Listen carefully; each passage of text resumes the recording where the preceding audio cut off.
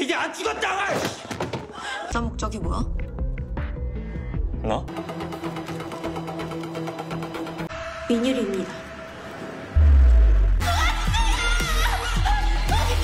Halo guys, balik lagi ke channelnya Mimin. Gimana kabar teman-teman semua? Semoga baik-baik aja ya. Oke, di video kali ini mari kita lanjutkan review dari drama Beach Egg Race Season 2 yang makin seru tentunya. Bagaimana lanjutannya? Ini dia, by Mimin. Setelah kejadian itu, Kim Hye In langsung ke kantor polisi dan juga menjelaskan semuanya. Lagi dan lagi, Kim Hye In bertindak sebagai saksi. Keesokan harinya, berita tentang Hae-in langsung viral banget di sekolah mereka. Nah, setelah itu Do-eun mendatangin Woo-jin dan dia marah banget gara-gara dia tahu kalau misalkan semua itu gara-garanya Park Woo-jin. Dia memukul Park Woo-jin berkali-kali karena dia nggak terima kalau misalkan Hae-in harus berakhir menjadi seperti itu. Kemudian dia mendatangin si Yul-hee juga dan menyalahkan atas apa yang terjadi kepada Hae-in tentang Yul-hee. Karena dia juga tahu kalau misalkan yang mendorong Hae-in pada waktu itu adalah si Yul-hee ini. Tapi apakah dia takut? Tentu saja tidak. Dia malah memaki-maki Do-eun. Namun So-deon memastikan kepada Yul-hee bahwa dia harus membayar atas apa yang terjadi kepada Kim Hae-in. 김혜인 목걸이. Setelah itu, Baek Jena menemui Do-eun dan mengatakan tentang semuanya, apalagi tentang kalungnya Hae-in yang sebenarnya ada sama dia, tapi dia tidak memberikan kalung itu dan juga tidak mengeksposnya karena dia harus mengerjakan sesuatu hal dan dia terpaksa harus menyimpan dan juga memberikan kalung itu kepada orang lain. Namun gara-gara itu So-deon semakin kecewa dengan Baek Jena. Terus Kim Hye In dituduh lagi sama teman-temannya yang kemungkinan besar sudah menghilangkan nyawanya si Hae-in. Tapi dia tidak menghiraukan itu dan mengajak Yul-hee untuk ngobrol berdua. Dia yang membicarakan tentang tawaran Yul-hee beberapa waktu yang lalu tentang untuk menjebak Baek Jena lah yang sudah mengakhiri nyawanya Kim Hae-in, yang sudah mendorong Kim Hae-in pada waktu itu. Dan sebagai gantinya, Yul-hee nantinya bakal menghapus video sure-nya Kim Hye In. Jadinya mereka berdua akhirnya mengambil kesepakatan bersama. Pokoknya Yul-hee nggak mau kalau misalkan nanti itu berlama-lama dan bakal dilakukan di acara pertunangannya Baek Jena. 게임 중이지? Terus kan Baek Jena cerita sama Jin Wook kalau misalkan pas di pertunangan mereka nanti Kim Hye In bakal memberikan kata-kata pidato untuk mengucapkan selamat atas pertunangan mereka berdua. Terus Baek Jena juga penasaran banget sebenarnya apa sih tujuan dari si Jin Wook ini. Terus Jin Wook menjawab bahwa dia hanya ingin membantu Baek Jena dan dia bakal memberikan saham yang sudah dia milikin dari perusahaan ayahnya untuk Baek Jena. 100% dia kasih sama Baek Jena. Walaupun begitu, Jena tetap waspada dengan Jin Wook. Nah, terus kan Kim Hye In nampak menemui So-deon yang masih berduka atas kepergian pacar tercintanya. Dan sebenarnya So-deon juga menyalahkan Kim Hye In, salah satu orang yang menyebabkan pacarnya kehilangan nyawanya. Namun Kim Hye In membela dirinya dong. Jadi dia bilang bahwa dia juga tidak punya pilihan lain selain untuk melakukan hal tersebut. Setelah itu Do-eun terlihat menemui ayahnya ketika ayahnya itu lagi memancing dan juga meminta bantuan kepada ayahnya. Karena kata dia ada suatu hal yang harus dilakukan sama ayahnya karena dia benar-benar udah muak banget dengan sekolah tersebut dan juga orang-orang yang ada di sana. Dan untung aja ayahnya Do-eun itu mau ngebantu dia karena dia juga tidak mau membiarkan pamannya So-deon itu berkuasa di sekolah tersebut. So dia setuju ngebantu Do-eun. Pada malam harinya, Kim Hye In menemui ayahnya dan disinilah dia coba bertanya sama ayahnya kalau seandainya nih dia itu mengecewakan ayahnya dengan perbuatannya dia ataupun berita buruk tentang dia, apakah ayahnya bakal tetap mendukung dia ataupun tidak. Dan ayahnya mengatakan bahwa dia bakal mendukung Hye In apapun yang terjadi. 들어오세요. Keesokan harinya di hari pertunangan Baek Jena dan juga Jin Wook, dia didatengin sama ayah dan juga ibu tirinya. Nah, si pelakor ini masih sosok baik sama Baek Jena. Terus Jena bilang sama ayahnya bahwa dia mau berbicara berdua dulu dengan ibu tirinya karena ya ada yang harus mereka diskusikan. Dipikir sama ayah Baek Jena ini udah mulai lunak nih sama si ibu tirinya.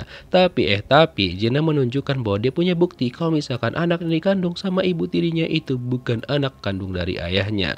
Nah, disinilah si pelakor langsung ketakutan. 뭐뭐하다고 해야 되나? 제발 용서해줘. Dia berlutut minta maaf sama Baek Jena untuk jangan mengatakan rahasia tersebut kepada ayahnya. Terus Jena bilang, oke, dia bakal menurut asalkan dia mau melakukan apa yang diminta sama Baek Jena.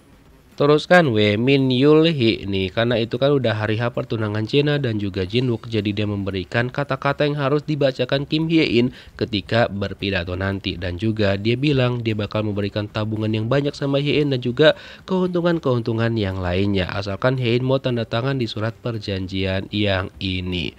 Setelah itu dia pergi menemui Jinwook dan mencoba untuk menggatal, tapi kali ini Jinwook tidak tergoda sama sekali dengan kegatalan yang diberikan sama Yulhi. Jadi dia bilang sama Yulhi, kamu tuh nggak tahu kalau misalkan anaknya dikandung sama ibu tiri Baek Jena itu bukan darah daging ayah Baek Jena. Dan dia juga bilang sama Yulhi bahwa dia benci banget dari dulu sama anak-anak kayak si Yulhi ini. Ditambah lagi Jinwook itu memperingatkan Yulhi untuk jangan pernah mengganggu Baek Jena. Nah, gara-gara itu Yulhi marah sama Jinwook, tapi Jinwook nggak peduli sama sekali dan menyuruh Yulhi menunggu apa yang bakal terjadi nantinya. Terus dia nge-nelpon si Hye-in dan bilang untuk segera menghancurkan Baek Jena. Nah, Hye-in ya dia tanda tangan sih surat tadi itu. Oh ya, si Yulhi itu dimarahin sama emaknya gara-gara kelakuan anaknya ini. Tapi Yulhi bilang, ya tunggu dulu mak, kan kamu yang ngajarin aku seperti itu. Dan juga meyakinkan ibunya bahwa semuanya bakal berjalan dengan lancar dan ini baru aja dimulai. Dan ibunya mendukung Yulhi lagi, emang agak lain nih ibu sama anak. Oke, akhirnya pertunangan Baek Jena dan juga Jinwook dilaksanakan. Semua orang terlihat hadir, ayahnya Jena, ayahnya Jinwook juga hadir di sana. Terus teman-teman mereka juga. Park Woo Jin hadir dengan setelan yang sangat santai banget. Terus Yulhi juga terlihat sudah sampai di sana. Kemudian Baek Jena dan juga Jinwook diizinkan untuk masuk ke dalam dan juga akhirnya pertunangan mereka dilaksanakan. Nah, setelah itu Kim Hye-in disuruh masuk untuk memberikan kalimat pidato untuk pertunangan Baek Jena dan juga Jinwook. Kemudian Kim Hye-in memperkenalkan dirinya dan setelah dia mengucapkan selamat atas pertunangan temannya Baek Jena dan juga Jinwook, setelah itu dia membongkar sesuatu. Dan ternyata ayahnya Do-un itu terlihat datang ke sana dan membuat si direktur sekolah itu ketar-ketir karena nantinya video yang dia kasih sama si direktur bakal diputar nih di acara pertunangan Jena dan juga Jinwook. Nah, untuk Hye-in, dia sebenarnya memberitahukan siapakah orang yang menghilangkan nyawanya Hye-in pada saat itu, yang mendorong Hye-in dari atap karena katanya itu pelakunya ada di sekolah mereka dan juga anggota dari Diamond Six. Dan semua orang penasaran banget siapakah orang yang dimaksud sama Kim Hye-in dan dia bakal mengatakan namanya. Sebelum itu kita flashback dulu di seminggu sebelum acara pertunangan Jena dan juga Jinwook. Jadi di larut malam pada waktu itu Hye-in menelpon Baek Jena dan katanya dia udah ada di depan, lalu Jena mengizinkan dia untuk masuk. Lalu diceritakanlah semuanya sama Hye-in bahwa dia pengen berpidato tuh untuk pertunangan Jena dan juga Jinwook. Dan tanpa diduga Jena itu mengizinkan Kim Hye-in untuk berpidato di pertunangannya dan dia juga mengembalikan baju hangat yang sempat dipinjamkan Hye-in kepada dia. Dan ternyata Baek Jena juga menganggap Kim Hye-in ini sebagai temennya dia, satu-satunya temennya, bukan kayak yang lain. Nah, setelah itulah Kim Hye-in cerita sama Baek Jena bahwa sebelum kesini dia itu sempat melihat dengan mata kepalanya sendiri bahwa Hye-in itu ditabrak di depan dia. Nah, terus jadinya Hye-in itu bakal membongkar semuanya karena dia benar-benar muak banget. Makanya di hari ini Hye-in itu mengatakan semuanya bahwa orang yang mendorong Hye-in pada malam itu adalah si Yulhi ini. Dia benar-benar nggak terima karena nggak sesuai dengan apa yang dia bicarakan dengan Hye-in sebelumnya. Terus kan dia itu mengancam untuk menyebarkan video syurnya Hye-in. Tapi untungnya pada saat itu ada Lee Sarang yang membantu untuk menghilangkan video tersebut, jadi kagak jadi diputar. Begitu juga dengan Jinwook yang menghapusnya menggunakan kekuatan AI-nya dia. Jadi videonya Hye-in itu benar-benar terhapus secara permanen. By the way, kenapa bisa kayak gitu? Nah, jadi pada malam Hye-in tuh cerita sama Jena, jadi Jena menawarkan bantuan dengan meminta bantuan kepada Jin-wook. Awalnya Kim Hye-in itu tidak percaya dengan Jin-wook, tapi Jena bilang tenang aja, dia itu bisa dipercaya. Makanya kata Jin-wook, udah tenang aja, aku bakal mengurusnya. Yang ternyata selama ini dia juga kerjasama dengan Lee Sarang. Dan ternyata sebelumnya mereka juga sempat menjebak direktur sekolah mereka, di mana Kim Hye-in datang ke sana dan juga pura-pura dilicihin sama direktur mereka dan juga dia memanggil bantuan, padahal sebenarnya dia pengen mengambil kalung Yulhi yang udah diberikan Jena sama direktur mereka. Makanya di hari pertunangan Jena dan juga Jin-wook dia membongkar semuanya dan juga memiliki bukti bahwa kalung Yulhi itu dia temukan ketika hari di mana Hye-in itu didorong sama Yulhi. Nah, setelah itu acara diambil alih sama Jin-wook karena ada hal yang mulai ditunjukkan dan mengungkap bahwa dirinya lah si anjing hitam.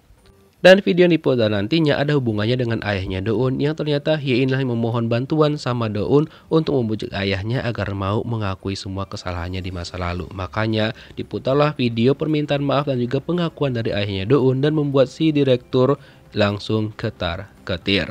Dan gak cuma itu aja, Cha Jin-wook juga membeberkan percakapan antara ayahnya dan juga si direktur sekolah tersebut tentang rencana-rencana jahatnya mereka, di mana ternyata suara itu bukan suara asli ayahnya Jin-wook, itu semua udah dia manipulasi menggunakan kepintaran memanfaatkan AI-nya dia. Semakin panik dan semakin malulah itu si Pak Direktur. Lalu dia didatengin sama wartawan-wartawan dan dia udah nggak bisa lagi menaruh mukanya di mana. Lalu dia langsung keluar dari sana meninggalkan acara tersebut. Terus Jin-wook juga masih memiliki kejutan yang terakhir, di mana dia memutar videonya Jin-wook di mana dia mengaku bahwa selama ini dia itu hanya dimanfaatkan sama Yulhi aja dan disuruh untuk berbuat jahat oleh Min Yulhi. Nah, gara-gara itu Yulhi semakin malu dan marah banget sama tunangannya. Jadi pada malam sebelumnya Hye-in sempat menemui Woo-jin dan mengatakan bahwa dia tahu bahwa Woo-jin lah yang menghilangkan nyawanya Si-eun. Cuma dia bilang pada hari itu gak ada CCTV sama sekali dan juga gak ada orang yang tahu. Jadi Min Yulhi itu hanya memanipulasi si Woo-jin aja untuk memanfaatkan dia. Jadi Hye-in itu meminta Woo-jin untuk membuat pengakuan bahwa dia dimanfaatkan sama si Yulhi.